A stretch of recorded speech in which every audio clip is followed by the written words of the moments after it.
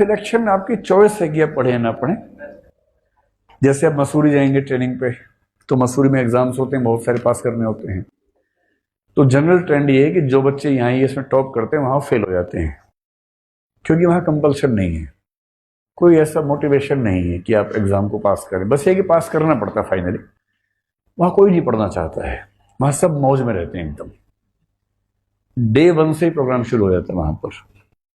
बीच में तो सरकार ने शायद वहीं एक पब भी खुलवा दिया था एकेडमी के अंदर ही, फिर बंद करना पड़ा, अब बाहर जाना पड़ता है उन लोगों को।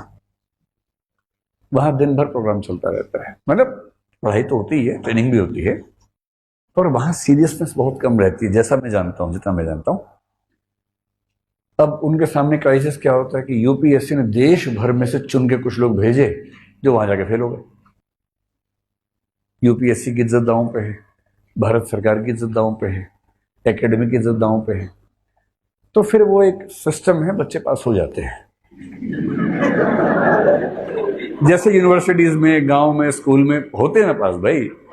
सीबीएसई में सारे बच्चे 95% ले आते हैं आजकल, 90 से कम किसी को नहीं मिल रहा।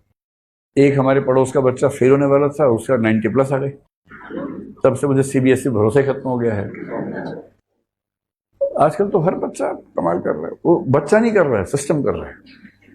तो फिर वहां क्या करता है कि आखिरी दिन एग्जाम से पहले बच्चों को डांटते हैं, ठीक से एग्जाम देना, चलो हो सकता है एक क्वेश्चन आ जाए ऐसे। और क्वेश्चन पेपर के टाइम पे इन्विजिलेटर जो होता है किसी जरूरी काम से चला जाता है बाहर, राम राज्य स्थापित हो जाता है थोड़ी देर के लिए, लोग आपस में मिलके समाजवाद ले आते हैं, सबको बराबर अंक मिले, तो मार्क्स का समाजवाद, कार्ल मार्क्स नहीं, MARKS, वो वाला मार्क्सिज्म एस्टेब्लिश होता है। तो पढ़ना पड़ता है मसूरी में या जहां भी आप जाएंगे। अगर IAS में जाएंगे तो नागपुर में पढ़ना पड़ेगा, पढ़ना चाहिए, क्योंकि आप जिस सर्विस में काम करेंगे अगर आप ठीक से नहीं पढ़ेंगे ना, रोज मजाक बनेगा आपका, बड़ा खराब लगता है। IAS ऑफिसर्स को मैंने देखा है मजाक बनवाते हुए, आप उनकी हालत सोचेंगे ना, घबरा जाएंगे। हैं क्या होता है कि उनको, जैसे मैनेजिंग इनकम टैक्स में चले गए, IAS IT एक सर्विस है, एक IAS GST है।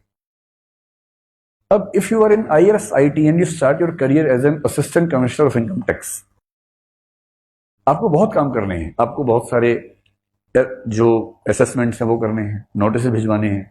किसी ने इनकम टैक्स ठीक से पे नहीं किया, आप नोटिस भिजवाएंगे, उसका रिप्लाई आएगा, उसको पढ़ेंगे, फिर उस पर काम करेंगे। And you also head a court, आपकी कोर्ट होती है। अगर आपके जूनियर ने, जैसे इनकम टैक्स ऑफिसर ने नोटिस जारी किया, एक पेनल्टी लगा दी है, तो जैसे पेनल्टी लगाई है, this person has the right to file an appeal and you are the person to judge the appeal, being in the ACTIT or maybe DCIT when you become DCIT after 2 years, that is Deputy Commissioner of Income Tax. आपने income tax act 1961 ठीक से नहीं पढ़ा। Act इतना है लेकिन उसके interpretation और जजमेंट मिला के इतना हो जाता है, 1 बेसिक बुक। और जो यूपीएससी के लिए 50 बुक्स पढ़ता है, उसके लिए एक बुक पढ़ना कौन सी बड़ी बात है, पढ़ ही सकता है, पर नहीं पढ़ते हैं बहुत लोग। फिर क्या होता है, अब सोचिए, आपके ऑफिसर ने एक नोटिस निकाला, जिसपे निकाला उसने केस कर दिया, अपील डाल दी, आप जज बन के बैठे हैं। एक वकील सरकार की तरफ से आपके सामने आया है जो इनकम टैक्स में पारंगत है एकदम, और दूसरा पक्ष एक चार्टर्ड अकाउंटेंट प्लस लॉयर को लाया है जो 30 साल से इनकम टैक्स पे ही काम कर रहा है, वो आपके सामने खड़ा है। वो बोलना शुरू करता है कि sir, if we see section this of income tax act 1961 and the judgment given by Honorable Supreme Court in 1972 with the name of this, third para, second line, आप ऐसे देखते रहते हैं उसमें, अच्छा गुड, आपको कुछ नहीं पता और फैसला आप करेंगे। उधर से दूसरा 4 केस बता रहा है, 4 केस लॉज वो बता रहा है, 4 वो बता रहा है। फिर जज साहब क्या होता है, कुछ दिन के वैसे कहते हैं, अच्छा अच्छा आपने पढ़ाई वाला, good good good good good, इसने नहीं पढ़ा हुआ है। फिर बाद में बोलता है, सुन लिया, द जजमेंट इज रिजर्व्ड 7 दिन के लिए। फिर घर जाके पढ़ते हैं सारे केस, क्या क्या है भाई, या किसी को हायर करते हैं किसी सीए को कि भैया शाम को आ जाया करो, थोड़ा समझा दिया करो। लोग मजाक बनाते हैं कि यार ऐसे ऐसे आईएएस आते हैं, पता नहीं कहां से ढूंढ के ले आते हैं।